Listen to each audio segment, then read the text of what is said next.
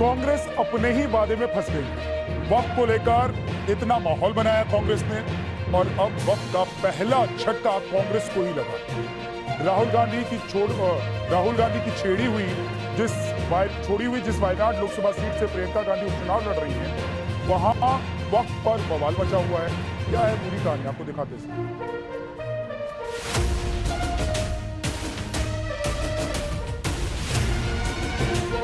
ये बात की ताकत नहीं है कि हमारी जायदाद पर कब्जा करें।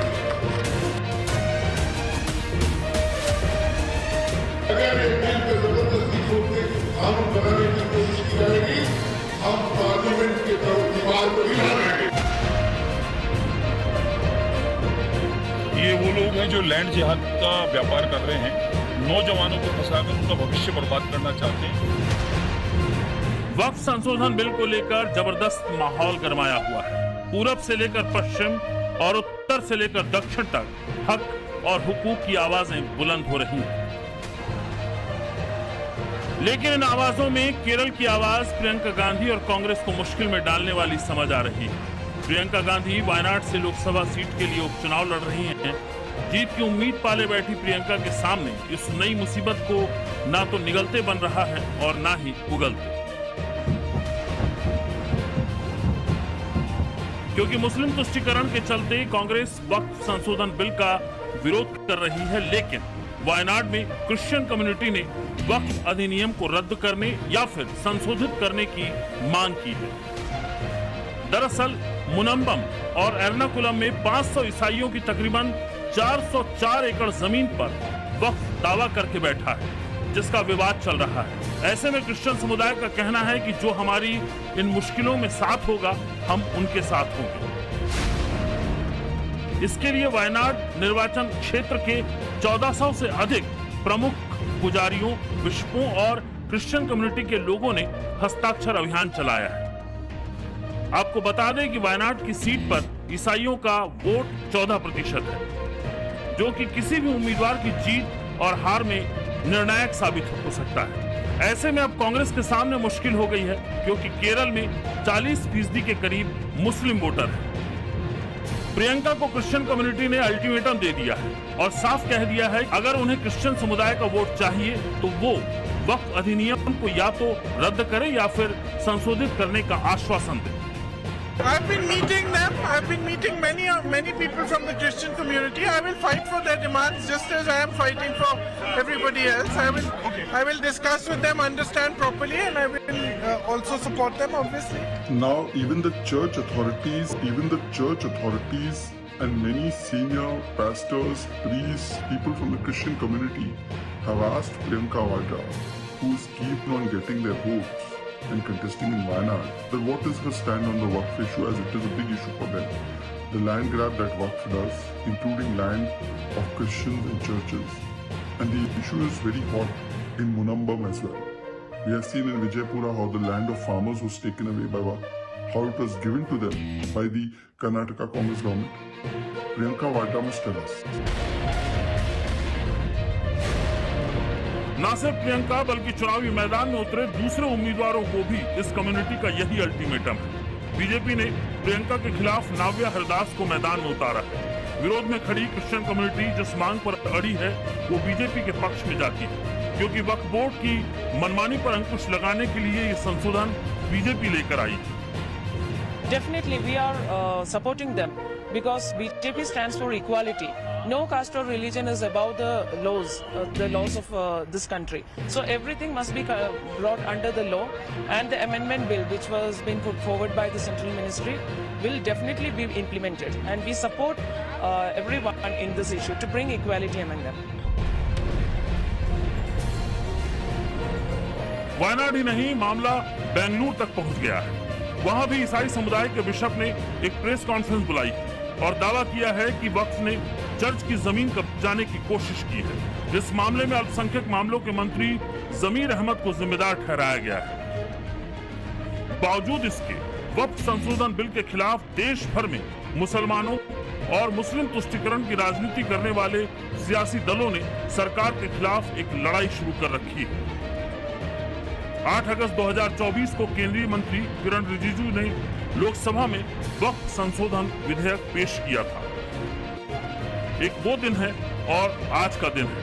वक्फ पर विरोध ही हो रहा है। लोकसभा के 21 और राज्यसभा के 10 सांसदों को मिलाकर 31 सदस्यों वाली संयुक्त संसदीय समिति यानी जेपीसी में भी विपक्षी दलों ने इतनी उथल-पुथल मचा रखी है जिसकी कोई हद नहीं। वक्फ बिल के खिलाफ जयपुर में मुस्लिम समाज के तमाम लोगों ने एक कार्यक्रम का आयोजन किया। इसे कार्यक्रम क्या कहें, बल्कि वक्फ के नाम पर कौम को भड़काने का आयोजन कहें तो ज्यादा अच्छा होगा। वक्फ के विरोध के नाम पर सजी इस महफिल को नाम दिया गया महफूज-ए-औकात कॉन्फ्रेंस। इस कॉन्फ्रेंस से दिल्ली कूच का नारा दिया गया। पार्लियामेंट की दीवारों को हिलाने की बात कही गई। कौम के लोगों को कफन बांधने का मशवरा दिया गया। कार्यक्रम में सबसे ज्यादा आग उगली बरेली वाले भड़काऊ मौलाना तौकीर रजा ने। अगर आपको अपनी बात मनवानी है तो उसके लिए ये जरूरी है कि तमाम मुसलमान होकर एक आवाज में एक साथ आओ और दिल्ली का घेराव करते हैं। मुस्तैद होकर आओ, दिल्ली चलो। अगर आप तमाम लोग जिम्मेदारी के साथ इस तरफ तवज्जो देंगे कि हमें अपनी ताकत दिखानी है और मनवानी है, तो खौफ को तर्क करो, घर से बाहर निकल के आओ। दिल्ली तक तुम्हें आना है और दिल्ली अगर आ जाओगे तो मैं तुम्हें ये यकीन दिलाता हूं कि इंशाअल्लाह इसी पार्लियामेंट के सेशन में इन दोनों बेईमानों की बर्दाश्त होगी जिन्होंने गुस्ताखी की है, इनकी गिरफ्तारी भी होगी और इसी पार्लियामेंट के सेशन में इस निंदा के खिलाफ बिल भी पास कराया जाएगा, कानून बनाया जाएगा कि किसी मजहबी रहनुमा के खिलाफ कोई आवाज नहीं उठाई जा सकती। ये बात की ताकत नहीं है कि हमारी जायदादों पर कब्जा कर ले। और मैं कहता हूं तुम आओ, 24 तारीख को ये बात होगी, ये दिखाया जाएगा कि आज हम पूरे अमन के साथ आए हैं, हाथ में तिरंगा लेकर आए हैं, कानून अपने हाथ में नहीं लिया है, कानून के दायरे में आए हैं। लेकिन अगर हमारी बातें नहीं मानी गई तो 15 दिन के बाद फिर आएंगे और उस दिन तुम्हारी जिम्मेदारी होगी, उस दिन हम अपने तरीके से आएंगे।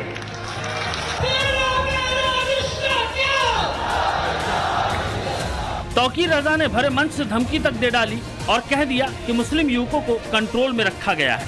जिस दिन ये कंट्रोल से बाहर हो जाएंगे तो आपकी रूह कांप जाएगी। जहां आप जयपुर से चलो तो दिल्ली तक जाम होना चाहिए। इस अंदाज में अगर निकलोगे तो तुम्हारी सुनी जाएगी। ये ऐसी तादाद में निकलो, तुम दिखाओ कि हमारी तादाद को छुपाते हो। जिस दिन हम सड़कों पर आएंगे तो तुम्हारी रूह कांप जाएगी और तुम हमारी बात सुनने पर मजबूर हो जाओगे। हमारे नौजवान बुज़दिल नहीं है, ये बात मैंने बार बार कही है कि हमारे उलमा ने, हमारे दानिशवरों ने, हमारे कायदीन ने अपने नौजवानों को कंट्रोल करके रखा है। जिस दिन ये नौजवान हमारे कंट्रोल से बाहर हो गए तो तुम्हारे बस की बात नहीं है कि इनको कब्जे में कर सको। जहर उगलने वाले इकलौते तौकीर रजा नहीं थे। वक्फ संशोधन विधेयक के खिलाफ सजी महफूज-ए-औकात कॉन्फ्रेंस में मुस्लिम संगठन के एक से बढ़कर एक नफरती मौजूद थे। जमात इस्लामी के मलिक मोहतसिम और कांग्रेस विधायक अमीन आगजी को सुनिए। मुसलमानों के साथ दोहरी नाइंसाफी की जा रही है, इसलिए बिल हमें मंजूर नहीं है। दोस्तों, हम हुकूमत से कह रहे कि ये हमारी बातों पर, इन जलसों पर हुकूमत बिल वापस ले, वरना ये जयपुर का इजलास, देश भर के ये इजलास, ये आगे बढ़ेंगे। अगर ये बिल पे जबरदस्ती थोपने की कानून बनाने की कोशिश की जाएगी, हम पार्लियामेंट के दीवार को हिला देंगे। देखिए आज तो लाखों में आए हो, लेकिन आगे इस बात का ख्याल रखना कि ये जो ज्वाइंट कमेटी के लोग हैं, जो अकाबरीन बैठे हैं, अगर कभी भी एक भी आवाज कर दें तो कफन बांध के आना पड़ेगा। ऐसे नहीं, जब तक कफन नहीं बांधोगे अब मजा नहीं आने वाला है। इन बयानों को सुनकर भला कौन कहेगा कि यहाँ वक्फ संशोधन बिल का विरोध हो रहा है। ये तो साफ दिखाई दे रहा है कि खुद को जमात का रहनुमा कहने वाले ये लोग पूरी कौम को उकसा रहे हैं, उन्हें भड़का रहे हैं और देश के माहौल को बिगाड़ने का काम कर रहे हैं। ये वो लोग हैं जो लैंड जिहाद का व्यापार कर रहे हैं।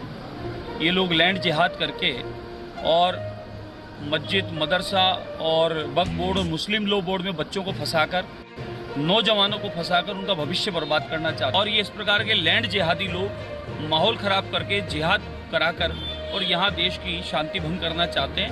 तो मैं तो सरकार से निवेदन करूंगा, इस प्रकार के बयानबाजी करने वालों को तुरंत सलाखों पीछे करना चाहिए। जेपीसी किस लिए बनाई गई?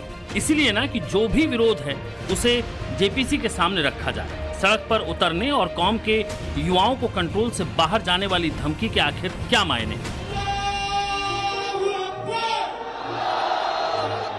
देखिए, वक्फ के जो असंवैधानिक अराजकता है, एक अनकॉन्स्टिट्यूशनल एनार्की है, उसको कॉन्स्टिट्यूशनल हायरार्की के फ्रेमवर्क में लाना बहुत ज़रूरी है।